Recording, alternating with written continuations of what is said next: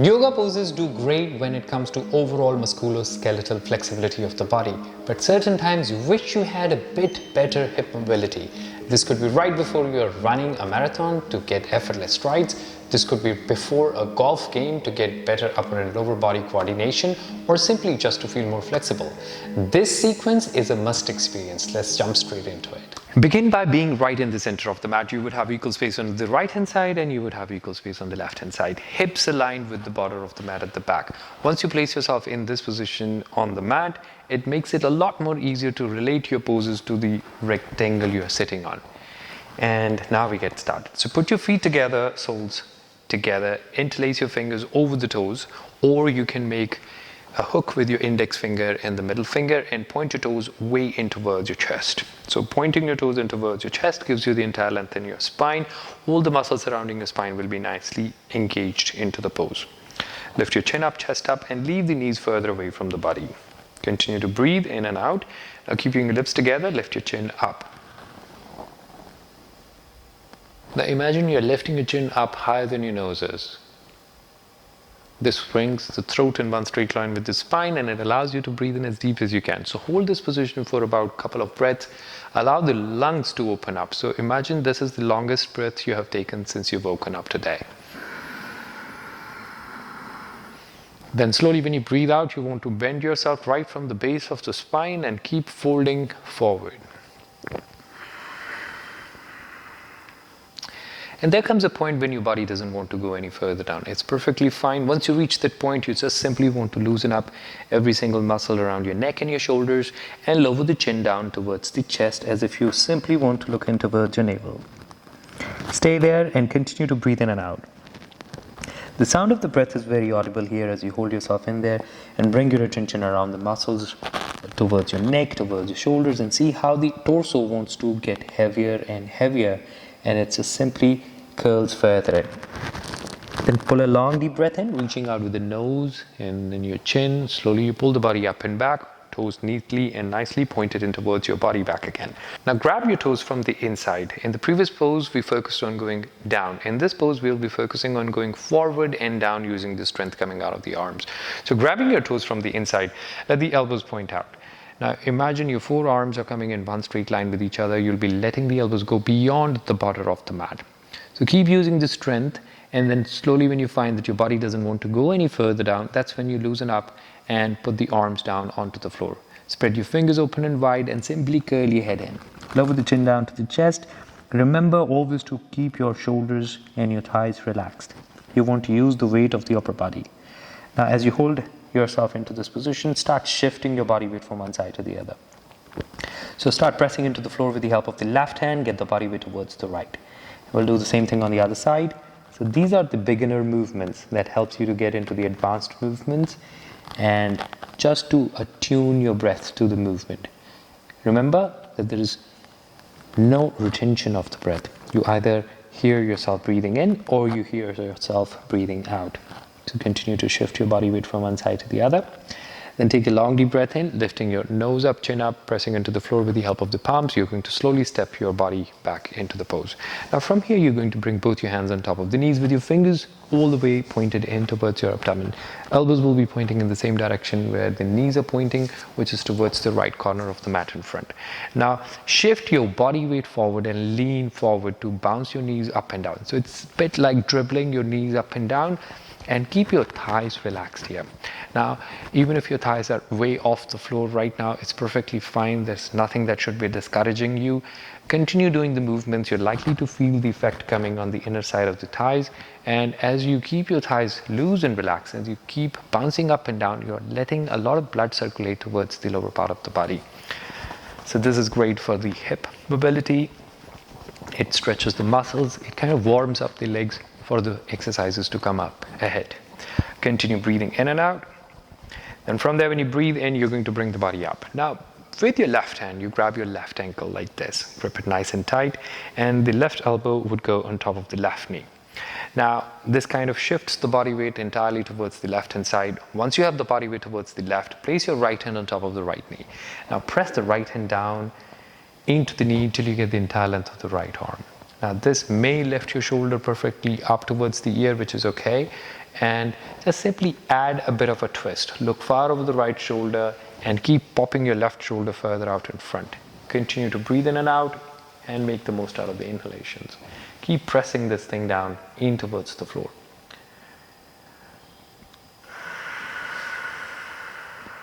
And how with every release of the breath, you are rolling your right shoulder further back away from the center. When you breathe out, you're going to get the body out of this. We'll do the same thing on the other side. So grip your right ankle with your right hand.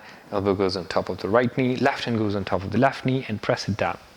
Feel free to adjust the way you want to. You may want to shift your body weight a little bit further forward, which is perfectly fine. Sliding your left shoulder further out and forward. You can look over the right shoulder. This not only works on the inner thighs, also works on the hip, but also works the most amazing way onto the oblique. So if you did combine it with a long, deep inhalation, you would notice how this impacts everything. Then when you breathe out, you're going to let yourself look over the left shoulder. And be sure to grab the ankle nice and tight, because this changes the entire equation. The entire dynamics of the pose would make a big difference here. Now imagine, it's very easy to visualize this pose. Everything on the left, so imagine a triangle being formed here. On the right, imagine a square-like shape being formed. Keep pressing, keep rolling your shoulder further out and forward, and continue to breathe in and out. Remember, you're breathing in or breathing out. Avoid any kind of retention.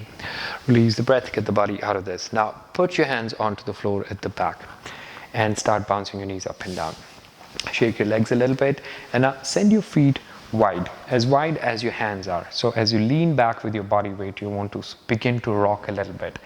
And as you continue to rock, you will notice that your hips want to either go forward or come back. But try to keep your hips towards the border of the mat at the back. Now keep your feet where they are and drop your legs down to the right hand side first. See what happens? So your left knee comes in touch with your right heel. So avoid overlapping. Just keep the same distance, the distance of your shin. So continue to breathe in and out, breathe in, come back, and then drop the same thing onto the other side. Take a long deep breath in, feel free to lift your shoulder up, breathe in and up, back onto the other side. And now from here, bring your left hand and place it onto the corner of the mat at the back. Come up on top of your fingertips, look over the right shoulder, and look as back as you can. See if you can spot where your left foot is. Now I can clearly see the left foot over my right shoulder. I'm going to take a long deep breath in. I'm going to bring my body back to the center, finding the same spot where I picked my hand up from, keeping the exact same position for my feet as well. I'll drop my legs down onto the left hand side. The right hand would go onto the corner of the mat at the back. And the way I place my hand on with my fingertips in touch with the floor, the same is what I want to do with my left hand as well. So that gives my spine the entire length it needs to be able to twist. It's a beautiful twist.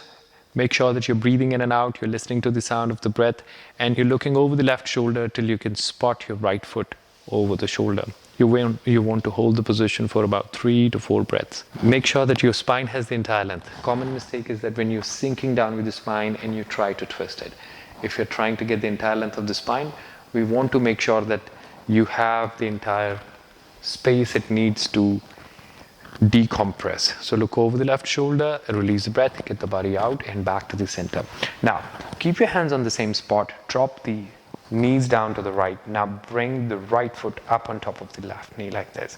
So it becomes a bit more, slightly more challenging because it uses the weight of the foot to press the knee down. So you may feel a very good stretch coming on the psoas. Continue to breathe in and out. Now bring your left hand on top of the right knee here and start rolling your right shoulder further back and away. So you get a little bit of a grip here. Totally feel free to make a fist out of your left hand, push into the knee and look far over the right shoulder. You're also free to adjust your right arm at the back. It can be closer to the body depending upon where you feel more comfortable.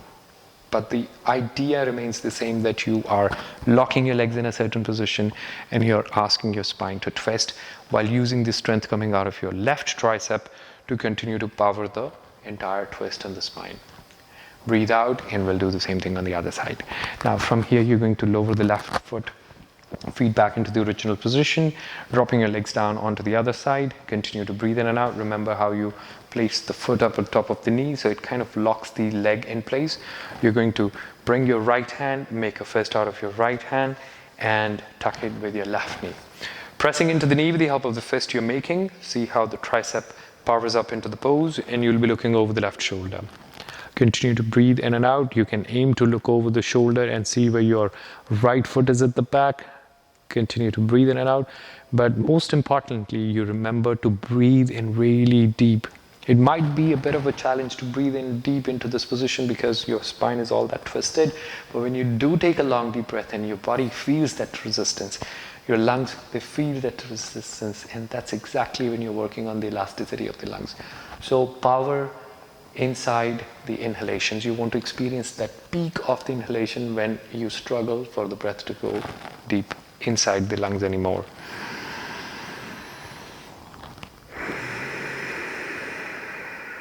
And what you will notice that when you release that kind of a breath without any kind of retention, it gives you a few extra degree of rotation in the spine. And that's when you know that you're doing the pose right. Lower the foot down and get the body back to the center and relax. Now, coming back into the cross-legs position, and now place your left foot a bit further forward towards the edge of the mat. Remember that you're still sticking to the edge of the mat at the back with your hips, and you want to now see your left shin going parallel to the border of the mat. Now here you place your right leg exactly on top of the left knee. So your right foot comes on top of the knee, and you would notice that there is a bit of a gap here. More importantly, what you would notice is that there's a triangle being formed right between your legs, which looks like an equilateral triangle, and both your shins will be parallel. Now the common mistake is to have your foot coming here. Now when you do this, you may not get the exact same stretch. It may look similar, but it doesn't do the job the way it's supposed to do. So make sure that you have your ankle on top of the knee. Now you will see that there's a little bit of a gap, which is perfectly fine. You're going to now place your elbows on top of the shin that is above. Now it feels like you're leaning on top of a counter. Now you just have to get used to it. As I hold myself into this position, you're likely to get a good stretch on the right hip, the leg that is above.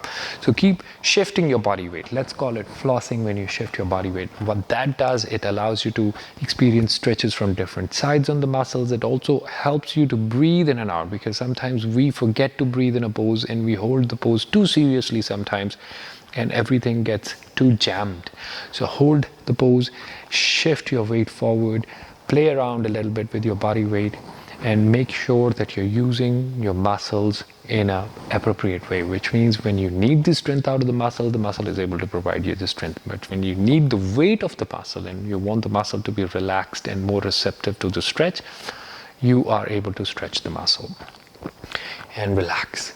Now, go further forward, going forward into the pose. So getting your elbows down. Now, if this is hard for you to do today, you put your hands down onto the floor. Lower the chin down to the chest. You continue to breathe in and out and stretch the arms out and straight. Now, lean your weight from one side to the other like this. So rock a little bit.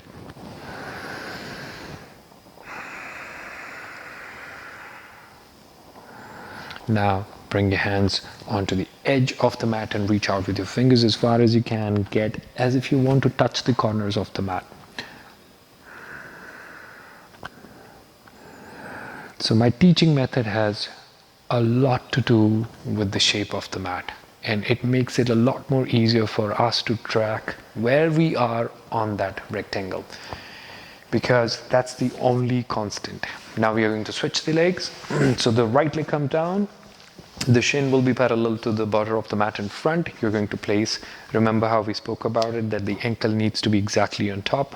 Avoid making mistakes where your foot is a bit too close to the body. When that happens, we lose out a little bit on the stretch. So once you are there, you will start again over by having your elbows on top of the leg. Shift your body weight from one side to the other and try to keep your spine as flat as you can. Keeping your spine all curled in may not allow you to shift your body weight the way it needs to be shifted.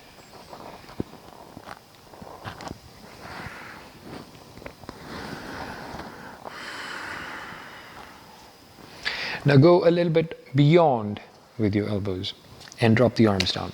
And now some of us may notice that there's a bit of a stiffness in the arm. Relax. use the weight of the arms. Imagine the body weight, the weight of the arms is entirely gathering in towards your elbows. So avoid holding it stiff. This is a common mistake. And hold that pose with very little strength involved. Then curl your head in. You continue to breathe.